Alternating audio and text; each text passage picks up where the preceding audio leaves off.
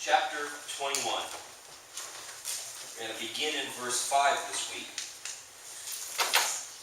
And while some were speaking of the temple, how it was adorned with noble stones and offerings, he said, "As for these things that you see, the days will come when there will not be left here one stone upon another that will not be thrown down." And they asked him, "Teacher, when will these things be, and what will be the sign when these things are about to take place?" And he said, "See that you are not led astray, for many will come in my name, saying, 'I am he,' and the time is at hand. Do not go after them. And when you hear of wars and tumults, do not be terrified, for these things must first take place, but the end will not be at once." Then he said to them, "Nation will rise against nation, and kingdom against kingdom. There will be great earthquakes, and in various places famines and pestilences, and there will be terrors and great signs from heaven. But before all this, they will lay their hands on you and persecute you, delivering you up to the synagogues and prisons, and you will be brought before kings and governors for my name's sake.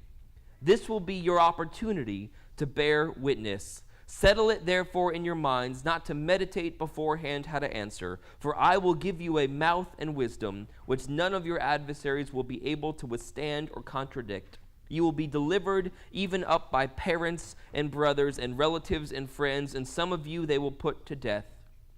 You will be hated by all for my name's sake, but not a hair of your head will perish. By your endurance you will gain your lives." God bless your word to us this morning. So Jesus comes upon the scene. He's in the temple. This magnificent building. It was the center of social activity. It was the center of architecture in Jerusalem. The Jews being a country that was surrounded by and in their religion, they spent a lot of money on their temple. This isn't a country like ours, remember, where we have our government and our faith is separate. There was no separation of church and state for the Jews. For them, their religion was their government.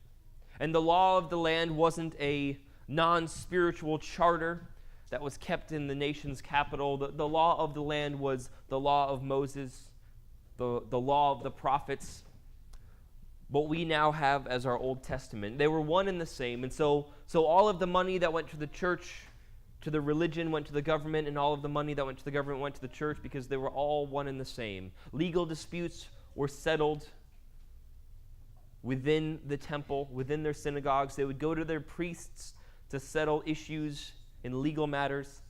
Thank goodness we don't do that anymore. I'd be a lot busier. But everything revolved around the temple. And so if you take our country, you take, how many people have been to the Vermont State House? A few of you. How many people have ever been to Washington, D.C.? There's some pretty incredible buildings there, right? I think our Vermont State House is probably one of the most beautiful buildings in our entire state. It's, as far as I know, the only one that has a solid gold roof on one point. And same with our nation's capital, the White House, the Pentagon, the monuments, the Lincoln Memorial, all of these things. Beautiful, beautiful buildings. Now think if our culture took all of the money that we put into those, but also all the money we put into our churches, because we have some fairly nice churches around the country. Even in the small town of Wolcott, I think our building is probably the tallest. We may be rivaled by the Methodist Church, but either way, we can all agree that the two tallest buildings in town are the two churches. Bucks is pretty close. And if you go to bigger cities, there are enormous churches. There are out west, there are churches that even overcome football stadiums in size, that can just fit tens and tens and tens of thousands of people. So imagine pooling those resources together in one building, because they had synagogues, remember, these smaller buildings in small towns similar to our small churches, but other than those, they had one temple. They had one building that all of their nation pooled together to build. And so we can imagine that, especially for their time, for their construction and engineering abilities, the temple was just an incredible, incredible building. They poured all of these resources. It was, I imagine if we went back in time, if we could go back and see it, we can't because it was destroyed, as Jesus said it would be. But if we could go back, I imagine even we with our excavators and our cranes and our modern engineering would be impressed and astounded by the architecture and the beauty of this building. It was incredible. Many of you probably have in the back of your Bibles a map of the temple. If you don't, I'm pretty sure I have one. I'd be happy to show you sometime. I've got one right here. It's that big one right there. Can you see it? You can't see it. Ask me after. So it's an impressive building, even to us, even if we went back in time, even if we had seen things that were built by cranes, even if we've climbed the Empire State Building or ridden an elevator, we would still be impressed. Even more so for these people who lived thousands of years ago, who had never seen a building that was 50 or 80 stories high. It was unbelievable. It was adorned with jewels, and there was gold. It was just an absolutely impressive place. And so Jesus is standing in the middle of this building, and everybody's looking around them. They're talking about how wonderful it is and how beautiful and how impressive it is. And Jesus looks at them and he says, "What are you guys wasting your time on?" He says, "Don't you realize that this building, it's not going to be here forever?" Which we could say about any building. There are very few buildings in the world that have lasted more than a few hundred years, let alone a few thousand. It's a fairly logical thing to say that, hey, this isn't going to be around forever.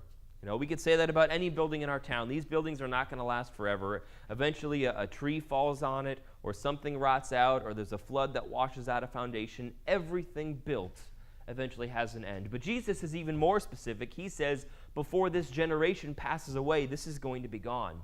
Now, Jesus was correct about that. After Jesus died, after he was resurrected, the church began to spread. But Jesus didn't come as a Messiah the way many people wanted. There were a lot of people within the Jewish religion that still wanted a warrior Messiah who would overthrow the Romans. And so about 30 or 40 years later, this started to happen again. People started to uprise and rise up against the Romans. And eventually, the Romans just got sick of it. They said, all right, we're done with you guys rising up. We took over your country.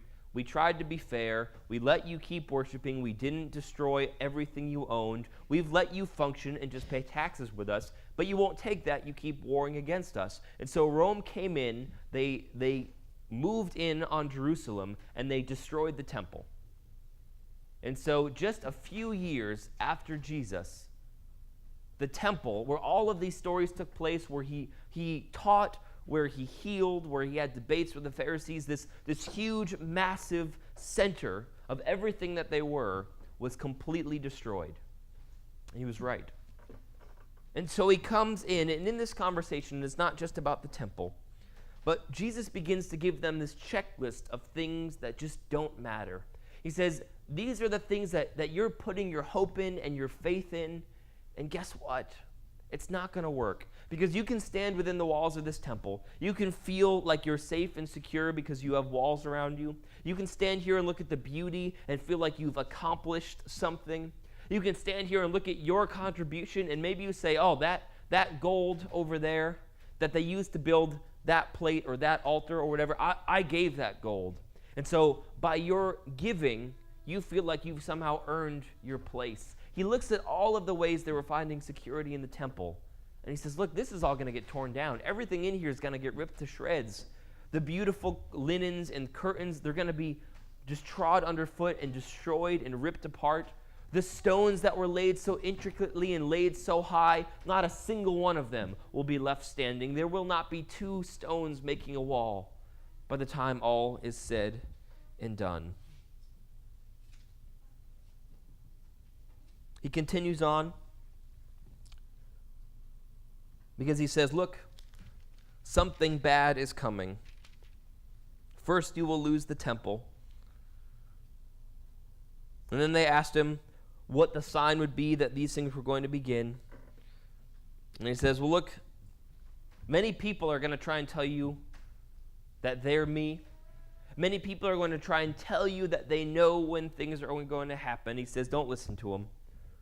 The first thing that he says not to put their faith in is the temple, because the temple's not going to be around forever. He says, some people are going to try and tell you that they understand what's going on. They're going to make predictions. Don't put your faith in those either. And then in verse 9, he says, and when you hear of wars and tumults, do not be terrified, for these things must first take place. The third thing he points out is fear. He says, don't be afraid. Bad things are going to come. It's going to get rough. It's going to get messy. But don't be afraid, because all of this has to happen. He goes on to talk about nations rising up. He talks about them being persecuted. He begins to get into the things that really matter. Now, what's interesting is you read this passage. As I was reading through it this week, it kind of stood out to me that a lot of the context of this passage doesn't really apply to us. Most of us aren't getting dragged into court because we're Christians. Not many of us are getting beat up because we're Christians, or hurt or torn apart or anything like that.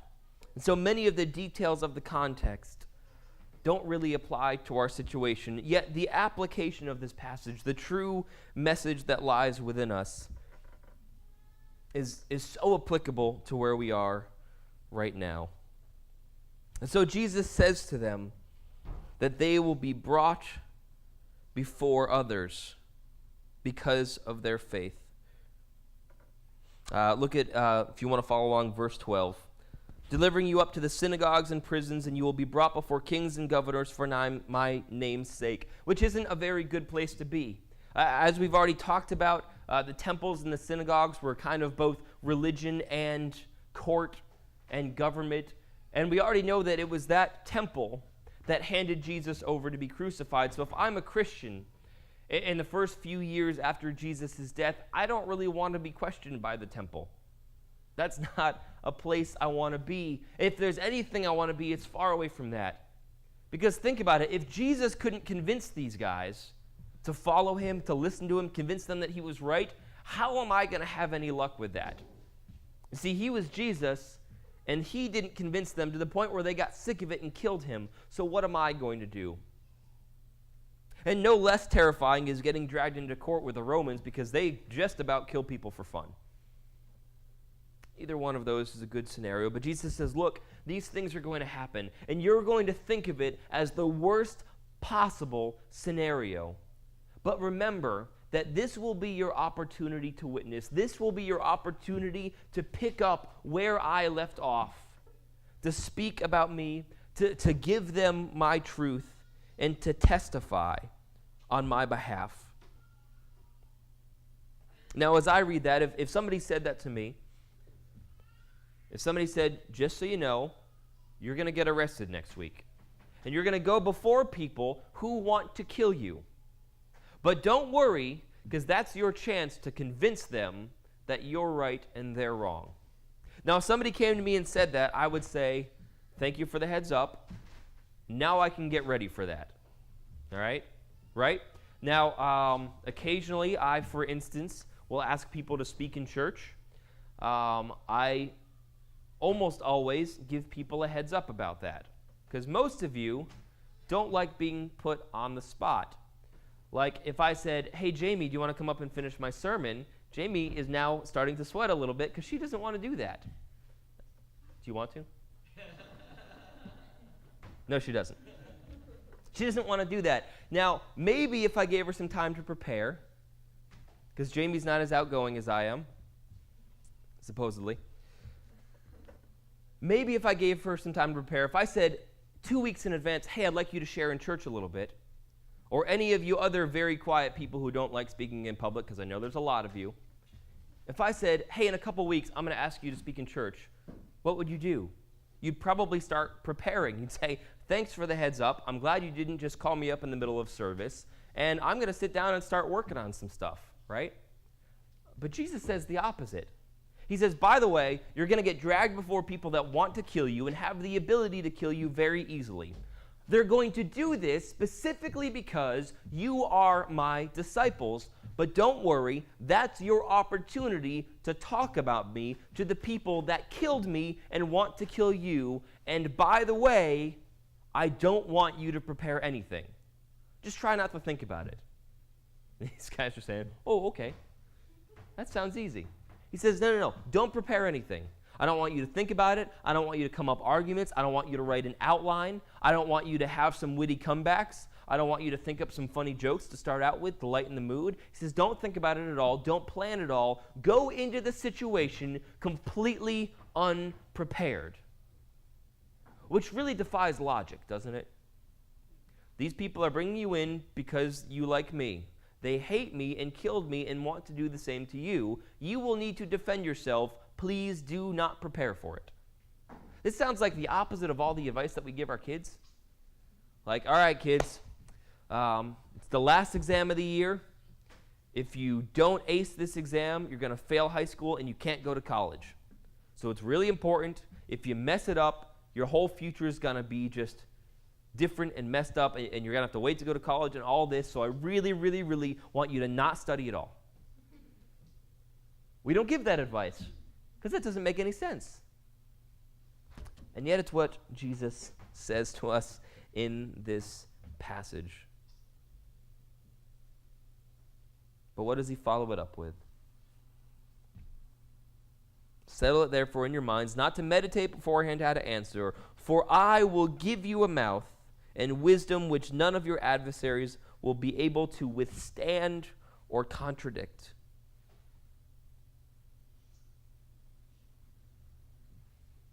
He says, I'm going to be there with you. I'm going to show up, and I'll handle the words. And even if you aren't a public speaker, even if you're not comfortable talking in front of people, even if you're not good at quickly coming up with arguments, you're going to get my mouth. You're going to get my voice.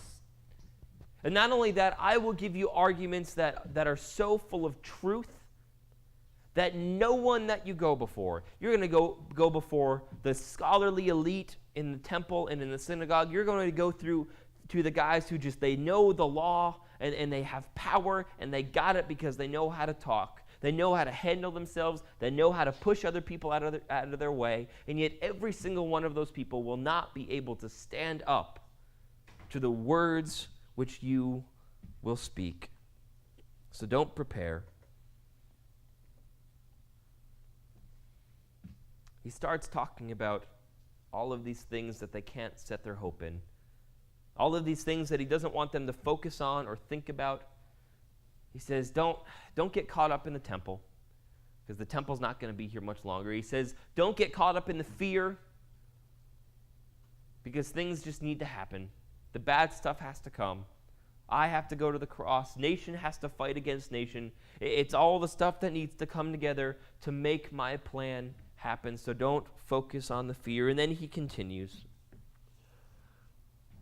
Just in case they were still holding out on a few, he says, you will be delivered up even by parents and brothers and relatives and friends, and some of you they will put to death.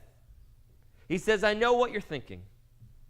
You're thinking, okay, Jesus, we won't focus on the temple. We'll not set our eyes squarely on the temple because it won't be here. And okay, Jesus, when things start to happen, when things start to go wrong, when wars start to come, we won't be afraid.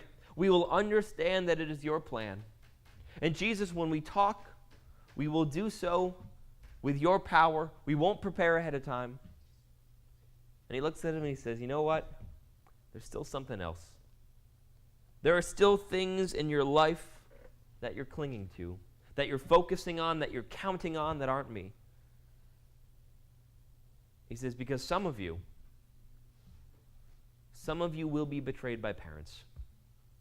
Some of you will be hurt, will be abandoned, will be left out in the cold, or worse, delivered even unto death by your parents, by your siblings, by your relatives, and your friends.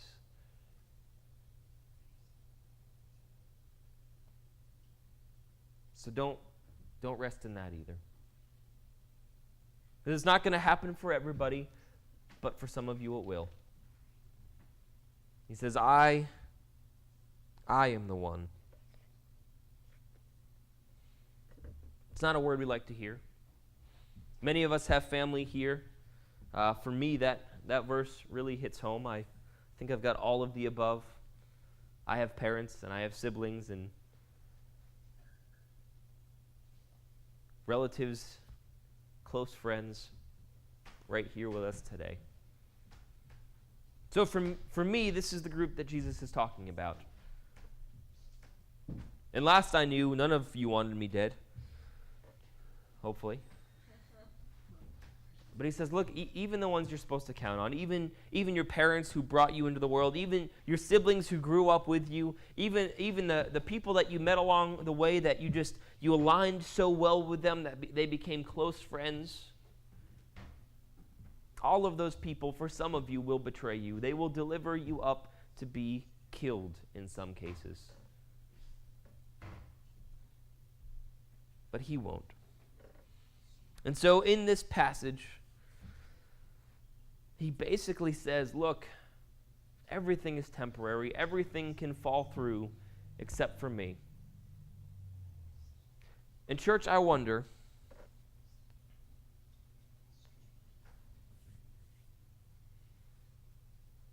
what we cling to. I wonder what we justify.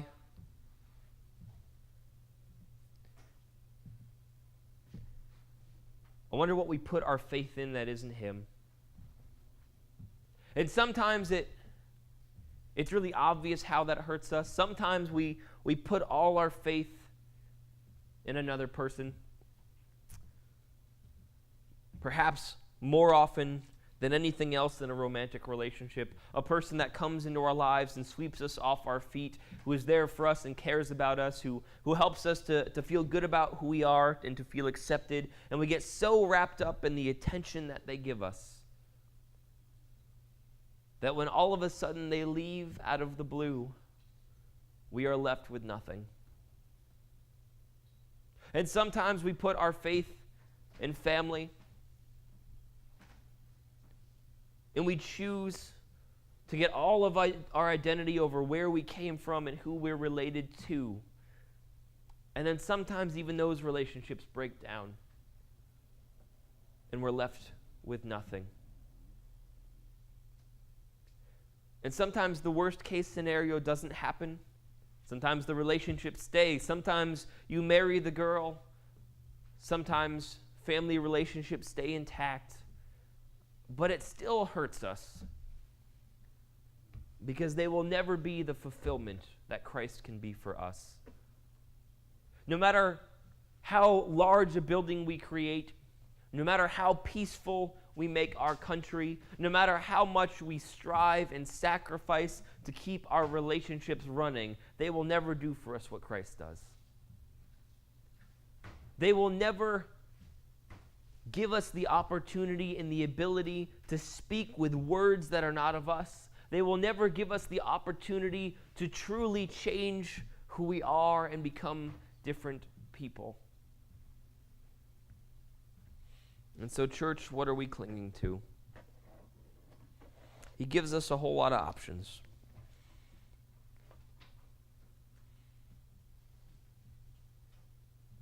Do we cling to the building?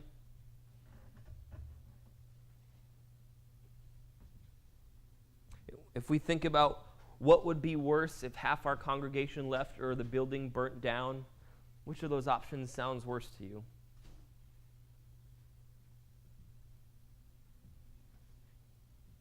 Because sometimes I think we'd be a little bit more heartbroken about the building. Think about the relationships that you have.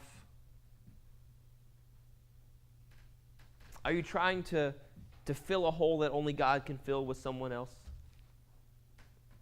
And then finally remember that it wasn't all good things that they were clinging to. He also talked about fear.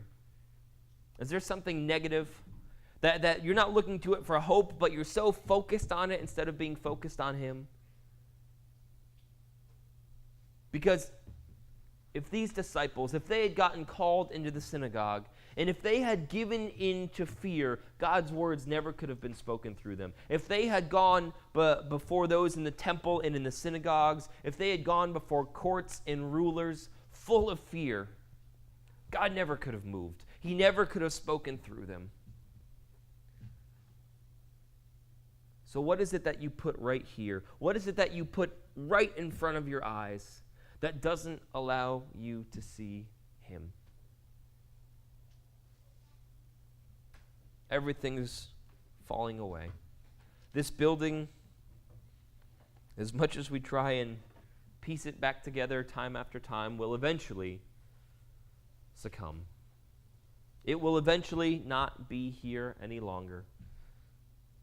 Many of the relationships we have, even if we keep them throughout life, will not continue on to eternity. And most of us, if we're determined enough, have the resources within us to continue almost any relationship. To bite our tongue, to go see the movie we don't want to see for the opportunity to see someone. Most of us can continue some sort of relationship unto death. But let me ask you this. Do you, within your power, speaking with your mouth and your wisdom, have the ability to talk to someone who has never encountered Jesus Christ and bring them into the kingdom of God through your testimony and your words? Do you have that power within you? Because I suspect the answer is no. And so even if we can continue a relationship until death, it is only through following the example and the advice and the directives given by Jesus Christ in this passage that we can, through his power, continue relationships into eternity. And so think about those around you. Think about those who you know at school or at work or even within your own family. Think about the people that you know that you're friends with and that you care about. Where do you want those relationships to end? Do you want them to end here on earth, or do you want to continue them into eternity? Because for me, one of the best things about looking around on Sunday morning, about becoming so close with all of you, is that we're not just friends for this lifetime. And we may not be here forever. I don't know how long God has called us to Wolcott. We absolutely love it here. There is no reason we want to leave. But everyone gets called somewhere else from time to time. I grew up in southwestern Connecticut. We moved up here when I was almost 9 years old, and we were a part of an incredible church with incredible people. People that we were unbelievably close to, that we loved and loved us. Now people we barely see. But those friendships, even if we never speak again until our deaths, those relationships will not die with us because they will be continued. And even if in 5 or 10 or 20 years, Rachel and I and Emma, and the one that's this big, even if in 10 or 20 years we get called somewhere else, it will not be an end to those relationships because they do not end here on earth. And so what types of relationships are you cultivating? Are you acting in your strength? Are you using your charisma, your ability to tell a joke? Are you using your resources because you've got the house that people want to hang out with?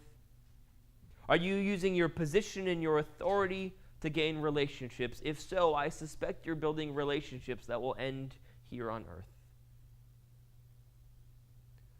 But if you build relationships using only the power of God, if people are drawn to you just because they see that the love of God is pouring out of you, not because you've got a great house, not because you've got a nice car, not because if they hang out with you, they're more likely to get a promotion, not because you already have the right thing to say or you're funny, but if they're drawn to you because of his power, you will build relationships that last beyond the grave. And this is what he's pushing them towards. He says, don't worry about the physical. The temple, it's going to fall down. Even before most of you die and after some, but regardless, it's not going to last. The relationships you have here on earth, they're fickle. The fear is going to pass, and all of the reasons for it. But if you speak in my power, if you speak in my name through my Holy Spirit, through the power that I will give you, you will build something that outlasts even the grandeur of the temple. You will build relationships, you will build friendships, you will build communities that cannot be shaken. Because we're a small church in an even smaller town. There are parts of our floor that are held up by rocks stacked on top of one another. I won't tell you what parts because you wouldn't sit there anymore. Our beams are like 200 years old and they've got pegs holding them together. The roof on the annex is kind of bowed and sinking. This building is not going to be here forever. It's probably on the closer side of forever. But you know what, church? What we have within these walls, what we have that's happening at Jason and Ethan's apartment on Friday nights, that's happening at the Kimballs on Sundays, that's happening at Darren and Emily's house on Tuesdays, that's happening here in this building on Wednesdays, those relationships, the community, the true church that is here is more everlasting, more substantial than anything that's been built in this town. More substantial than the steel of the warehouse, more substantial than the bricks of the school. What we create when we allow God to speak through us to one another is stronger than anything else this world can come up with. So what are you building? What are you creating? I'm just as guilty as this, just for the record. I don't care how organized your house gets. I don't care how nice a car you end up getting. I don't care how well you landscape your property. I don't care how much you make. I don't care how much you create. All of that's passing away. What are you really building? What are you building that will go beyond the grave? That is unshakable, that is irreversible? What are you building that will live forever?